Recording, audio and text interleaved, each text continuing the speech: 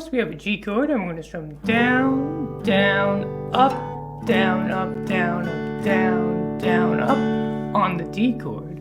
Then you have A minor, down, down, up, down, up, down, up, down, up, down, up. G chord again, down, down, up, D chord, down, up, down, up, down, down, up.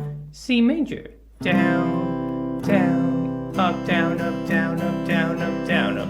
G, down, up, down, up, down, up, down, down, up. A minor, up, down, up, down, up, down, up, down, up. G, down, up, down, up, down, up, down, down, up. C, down, up, down, up, down, up, down, up, down, up.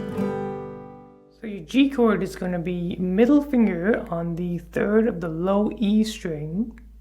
Your index finger is on the second of the A string, and your ring finger is on the high E string third fret.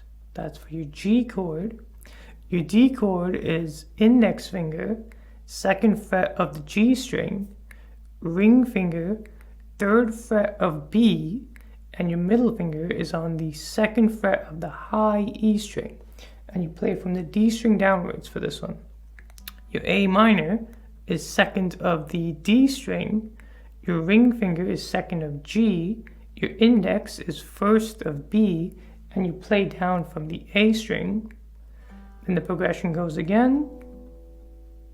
And this time you have a C chord, which is the third of the A string, the second of D, and the first of B. So by the time we put it all together, here's the strumming pattern again. Down, down, up. That's for the G chord.